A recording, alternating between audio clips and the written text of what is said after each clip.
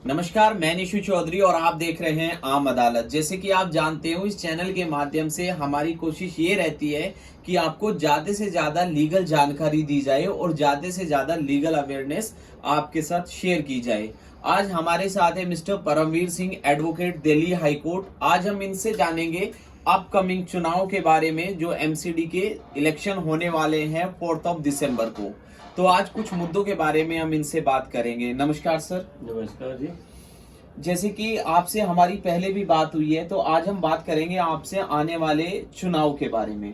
तो जैसे आप जानते हो कि आप अपने एरिया में डाबरी में काम करते रहते हैं, लोगों के मुद्दे सुलझाते रहते हैं, लोगों के बीच में जा करके उनको जागरूक करते रहते हैं। तो आपसे मैं ये जानना चाहूंगा कि जो 3 कैंडिडेट्स आपके एरिया में खड़े हैं, आपको क्या लगता है कि उनमें से कौन जीत पाएगा, या ये त्रिकोण जो बना हुआ है, इस समीकरण को आप कैसे डिफाइन करेंगे? जहाँ तक मैं वहाँ रह रहा हूँ और वहाँ की जो RWA है उसको मैं रिप्रेजेंट कर रहा हूँ, और वहाँ के जो भी पानी के, सीवर के, रोड के, गैस की प्रॉब्लम, सिक्योरिटी इश्यूज, उन सबको जो इश्यूज आते हैं लोगों के, लोग मेरे को अप्रोच करते हैं बीइंग ए लॉयर, और वो उनको ये रहता है कि हाँ, ये हमें सही गाइड करेंगे, सही कानून की जानकारी देंगे। और उनकी तरफ से मैं जो भी कॉरस्पॉन्डेंस एमसीडी से, दिल्ली पुलिस से, जल बोर्ड से, DSI DC से जो करता हूँ, तो उससे उन लोगों को काफ़ी फायदे भी हुए हैं, और वो उससे तो इसलिए मेरे से पास आते हैं। तो और मैं तो उस एरिया में नया हूँ, मेरे को करीब 2 साल 20-25 दिन हुए हैं यहाँ आए हुए। जब मैं यहाँ आया था तो यहाँ पर बहुत अच्छी सड़कें थी, सीवर की कोई परेशानी नहीं थी, पानी 24 घंटे आता था। जब तो सारी अच्छी चीज़ माहौल देख के मैंने लिया। पर 2021 अप्रैल में अचानक सीवर की लाइनें खोद दी गई। उसके बाद खोद के उसको ऐसे छोड़ दिया गया अबेंडेंट, कोई देखने वाला नहीं था। फिर परेशानी हुई, तो धीरे धीरे लोग मेरे से जुड़े। जब ज़्यादा परेशानी हुई तो फिर लोग आए मेरे बीच में, तो फिर जानकारी बढ़ी। ओके। उसके अलावा आप बताइए, आपके ओवरव्यू से आपने बोला कि 2 साल 25 दिन के आसपास आपको यहाँ रहते हुए हैं, तो आपने हर पार्टी का देखा होगा, कि आपने देखा होगा कि नेता आए होंगे, गए होंगे। लेकिन अगर मैं बात करूं कि इन तीनों पार्टियों में, हाँ, जब हम तीनों पार्टी की बात करते हैं तो हम बीजेपी, आम आदमी पार्टी और कांग्रेस की बात कर रहे हैं, क्योंकि मुझे लग रहा है कि रेस में कहीं ना कहीं ये तीनों पार्टी हैं। तो जब हम इनकी बात करते हैं तो इन तीनों पार्टी में सबसे अच्छा अभी कौन कर रहा है? आपकी क्या व्यू है इस बारे में? देखो, जहाँ तक तीनों पार्टी के जो भी हैं नेता लोग ऑलमोस्ट मेरे को जानते हैं। मेरे को इसलिए नहीं जानते हैं कि मैं उनसे मिलता हूँ, क्योंकि मेरे को इसलिए जानते हैं कि मैं उनकी कमियों को उजागर करता हूँ, और वो परेशान रहते हैं मेरे से। वो चाहे बीजेपी वाले हों, चाहे कांग्रेस वाले हों, चाहे आम आदमी पार्टी हो, चाहे दूसरी एजेंसीज हों, जिसमें दिल्ली पुलिस भी हो, MCD भी है, और आपने DSI DC भी है, जल बोर्ड भी है। ज़्यादातर विक्टिम में परेशान मेरे से जल बोर्ड रहा है, क्योंकि उनकी कमियों को मैंने उजागर किया, और कमियों को उजागर करने के बाद उनसे उन कमियों को ठीक कराने के लिए मैंने रिक्वेस्ट की। और आपको हैरानी होगी कि मेरे 2 साल में ये मेरी इतनी फाइलें हो गई हैं, इतना ये अलग अलग फाइलें हैं। और जल बोर्ड की फाइल जरा कुछ ज़्यादा हैवी बन गई है। इनके जो काम करने के तरीके थे, ये सारा मैंने किसी से पैसा नहीं लिया, सारे एक्सपेंसेस मेरे हैं। ये MCD की फाइल है, MCD के जो अफसर नहीं काम करते हैं, इनकी RTI कंप्लेंट, और ये DSI DC की जो रोड बनाने का काम जिनको है, ये PWD और अर्बन डेवलपमेंट मिनिस्ट्री के अंदर आती है, दिल्ली गवर्नमेंट की। और ये हमारी दिल्ली पुलिस की मेरी आती रहती है, मेरी कंप्लेंट के रिस्पांस वगैरह। ठीक है। तो जैसे कि मैं देख रहा हूँ, ये DSI DC, okay, DSI DC की फाइल, ये फाइल कुछ ज्यादा ही चर्चा में है आपके डाबरी एरिया में। ऐसा क्यों है? ये फाइल के बारे में जो है ज्यादा डिस्कशन होता है। इसके बारे में डिस्कशन इसलिए होता है क्योंकि DSI DC की है क्या पहले, क्योंकि दिल्ली में जो अनऑथराइज कॉलोनीज जो है, उसमें वो ना तो MCD के अंडर में आती है, ना दिल्ली गवर्नमेंट के अंडर में आती है। ठीक है। और दिल्ली गवर्नमेंट और MCD उसमें कोई इंफ्रास्ट्रक्चर डेवलप नहीं कर सकते हैं। ठीक है। तो इसको दूसरा तरीका अपनाते हुए अर्बन डेवलपमेंट मिनिस्ट्री ने और PWD ने ये DSI DC को दे रखा है एक्स्ट्रा काम, क्योंकि ये कॉलोनीज में जो है ना रोड्स और नाली वगैरह बनाने के काम DSI DC के थ्रू होते हैं। ठीक है। तो DSI DC जो है दिल्ली गवर्नमेंट के फंड से ओके। और ये रोड्स बनाती है ठीक है। अनऑथराइज कॉलोनी में। ठीक है। दिल्ली गवर्नमेंट की जो सर्टिफाइड एरिया है वहाँ दिल्ली गवर्नमेंट रोड बनाती है, और जो एरिया MCD में आता है वो रोड्स MCD बनाती है। पब्लिक को इसके बारे में पता नहीं है, और ये अवेयरनेस मैंने पब्लिक के बीच में लाई। नहीं तो उनको ये लगता था कि रोड बनानी है चलो MLA के पास, नाली बनानी है चलो MLA के पास, ओके है सीवर लगाना है तो चलो MLA के पास, और MLA के पास जाते थे लोग, वहां पर वो गुमराह हो जाते थे, उनको पता ही नहीं होता था।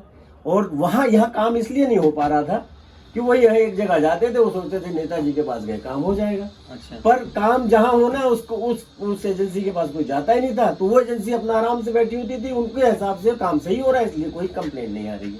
अच्छा। मेरे आने के बाद ये चीजें मैंने जब पॉइंट आउट की तो उनको अपनी कमियां भी दिखाई दी, और उन्होंने रेक्टिफाई भी किया और कर भी रहे हैं। ओके। और नहीं करते हैं तो फिर मैं अपना लीगल तरीका अपनाता हूँ, ठीक है। तो लोगों को फायदा हो रहा है।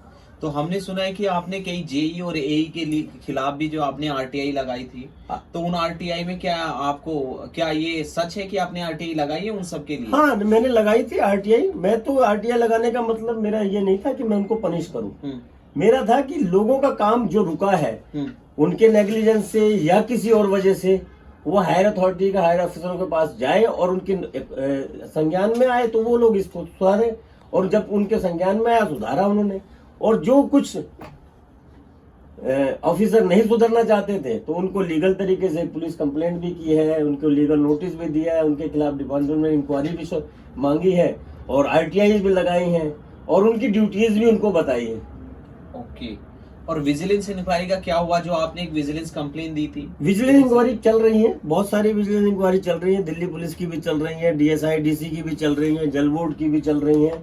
अच्छा। और इसमें सबसे ज्यादा कंप्लेंट जो सीवर डिपार्टमेंट की है, तो सीवर में आज भी बहुत घपले हो रखे हैं। अभी लोगों को एक पता ही नहीं है, रिट्स के नाम की एक एजेंसी है, ओके, राइट्स के, ओके, और वो राइट्स एजेंसी का काम ये है कि जब ये काम चल रहा होता है तो उसको वो मॉनिटर करती है, ओके, मॉनिटर करके वो रिपोर्ट फाइल करती है, और उस रिपोर्ट के बेस पे जो है इनका जो है टेंडर जो काम कंप्लीशन होता है, कंप्लीशन सर्टिफिकेट, तब इनके फंड्स जो है रिलीज होते हैं, क्लियर होती हैं, ओके, बिल्स क्लियर होते हैं।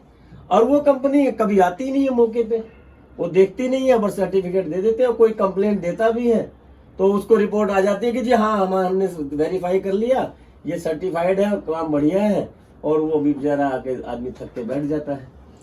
ओके। तो ये तो हुई मुद्दों के बारे में बात। जैसे कि आप काम कर रहे हैं डाबरी एरिया में, और आपको पता है सीवर लाइन अगर नहीं वहां पर ढंग से अगर डाली गई है तो वो आपने काम करवाया, सड़कों का काम आप करवा रहे हो। ये नहीं है कि ये MLA का काम है या MP का काम है, लेकिन आप डिपार्टमेंट से करवा रहे हो।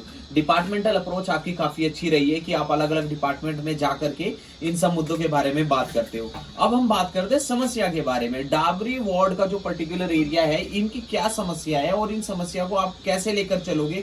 अगर कोई काउंसलर यहाँ से जीतता है तो आपकी क्या अप्रोच रहेगी, कि क्या आपकी एक्सपेक्टेशन है being advocate? What do you think on it? पहले तो जो है जो काउंसलर है उसको कहेंगे कि भाई आपके एरिया में ये बातें आती है, आपकी जो है ना ड्यूटीज में ये काम आते हैं। अगर वो नहीं करेंगे तो काउंसलर के ऊपर कमिश्नर है, कमिश्नर के ऊपर जो है फिर जो है सेंट्रल गवर्नमेंट है, और सेंट्रल गवर्नमेंट के बाद फिर हमारी अपनी जो गवर्नमेंट, हमारी जो सुपर है वो हमारी कोर्ट है। ओके। कोई नहीं मानेगा तो फिर यहाँ से मनवाएंगे। ओके। तो आप ये कहते हो कि पहले हम बात करेंगे म्यूचुअल अंडरस्टैंडिंग से, अगर नहीं होती है तो फिर आप कानून का सहारा लेंगे। तो ये देखिए, ये हमारे साथ है mister Paramvir Singh ji, advocate Delhi high court. बाकी अगर आपसे एक लास्ट क्वेश्चन करूं तो आप मुझे बता सकते हो कि आपके ओपिनियन में क्या है, कि आपको कौन जीतता हुआ दिखाई दे रहा है डाबरी वार्ड से? शुरू में तो दोनों पार्टियों की, आम आदमी पार्टी और कांग्रेस पार्टी का, वो क्या नाम, बीजेपी पार्टी का लग रहा था। अब जैसे जैसे मैं लोगों के बीच में जा रहा हूँ, मैं किसी के वोट के लिए नहीं, लोगों के काम के लिए जाता हूँ, लोग आते हैं मेरे पास, तो लोग कहते हैं कि जो अभी आम आदमी पार्टी से जो कैंडिडेट हैं वो पहले 10 साल यहाँ काउंसलर रह चुकी हैं, अभी जो नए दूसरे कैंडिडेट हैं बीजेपी के, उनकी वाइफ जो है रेखा चौहान जी, वो 5 साल यहाँ रह चुकी हैं। तो दबी आवाज में लोग ये कहते हैं कि इन्होंने किया कुछ नहीं है, ओके, पर कोई बोलता नहीं है। अब वो कहाँ जाएंगे, कैसे जाएंगे, हमें नहीं पता। और इसके लिए जो समीर के लिए जो है, ये जो है हर एक आदमी, मतलब हर दूसरा तीसरा आदमी कहता नहीं काम तो इसने किया है। लॉकडाउन में भी लोगों की हेल्प की है, आधार कार्ड के कैंप भी लगाता रहा है, मेडिकल कैंप भी लगाता रहा है, और लोगों की भी मदद, वोटर कार्ड बनाना या जो है उनका जॉब कार्ड बनाना, तो इसके लिए काफ़ी लगा रहता था। और लोकल है, यहाँ का ईमानदार है, इसके ऊपर कोई लांछन नहीं है। और फंड्स भी जो है ना, ये अपना ही जो भी थोड़ा बहुत इसके पास है, आपकी गांव की इसकी ज़मीन है, वहाँ से किराया आता है, और वो अपने इसके यार दोस्त हैं। और इस समय तो एक मेरे को अजीब सा लग रहा है कि लोग पैसे दे के टिकट ला रहे हैं, और मैंने इनको लोगों को ना इसको चंदा दे के और ये कहा कि बेटा तू लड़, पैसे हम लगाएंगे। तो पब्लिक इसके साथ खुद आ रही है। इस माहौल को देखते हुए मेरे को ट्रायंगल फाइट दिखाई दे रही है। और कुछ लोग, ज्यादातर ये सुनने में आ रहा है कि भाई आम आदमी पार्टी को हराना है, चाहे जो हरा दे उसी को जिताओ।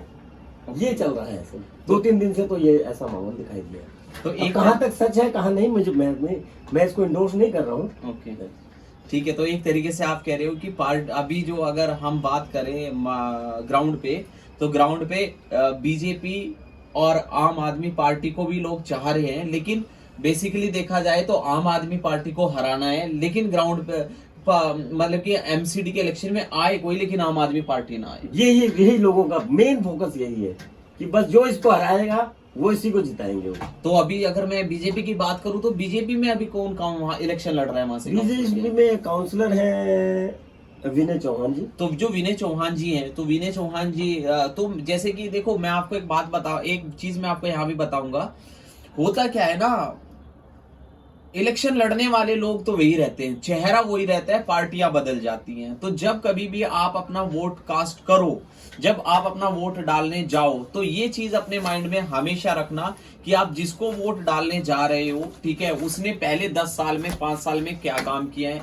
मैटर नहीं करता कि वो पार्टी क्या है, क्योंकि कई बार क्या होता है, लोग बदल जाते हैं पार्टी के हिसाब से। अब मैं किसी के लिए यहाँ नहीं बोलूंगा कि आपको किसको वोट करनी चाहिए, किसको वोट नहीं करनी चाहिए, लेकिन चेहरा याद रखना है आपने, पार्टी याद रखनी है। कई बार क्या होता है, नया चेहरा होता है, नई पार्टी होती है, और कई बार क्या होता है कि चेहरे पुराने होते हैं लेकिन पार्टियां बदलती रहती है। अगर किसी ने 5 साल में बीजेपी में रह के काम नहीं किया और अभी टिकट लेकर के वो लोग अगर आपसे आ रहे हैं, तो उसकी क्या गारंटी है कि वो अभी भी टिकट जिस पार्टी से वो आ रहे हैं वो आपके एरिया में आकर के काम करेंगे। तो सर ये तो हो गई सारे मुद्दे। अभी आप किसको वोट कास्ट करोगे? ये तो हमारा गोपनीय अधिकार है, और वो जो है इसको हम डिस्क्लोज नहीं कर सकते हैं, और किसी को भी नहीं करना चाहिए। ठीक है, बाकी अपनी अपनी सब इच्छा है, किसी को जो जिसको पसंद करे और जो अपना देखे क्या है उसको कहाँ करना। ठीक है। तो ये डाबरी वार्ड से जो है, ये हमारे साथ एडवोकेट परमवीर सिंह जी थे, दिल्ली हाई कोर्ट के। इन्होंने संकल्प लिया है कि मैं हिंदुस्तान में एक बात है, लोग कहते हैं मेरे मौलिक कर्तव्यों का हनन हो रहा है, लेकिन एडवोकेट साहब बोलते हैं कि मौलिक कर्तव्य के अलावा आपकी कुछ ऑब्लिगेशन और कुछ ड्यूटी भी हैं जो आपको फुलफिल करनी है। तो the moment when you think about your obligations और योर मौलिक कर्तव्य, दोनों को अगर कॉम्बिनेशन मिलाया जाए तो मौलिक कर्तव्यों के अलावा आपकी कुछ मौलिक ड्यूटी भी हैं, मौलिक अधिकार भी हैं। इन सब को जो है ध्यान में रखते हुए इन्होंने एक अलग जगाई है, न्याय सबका अधिकार।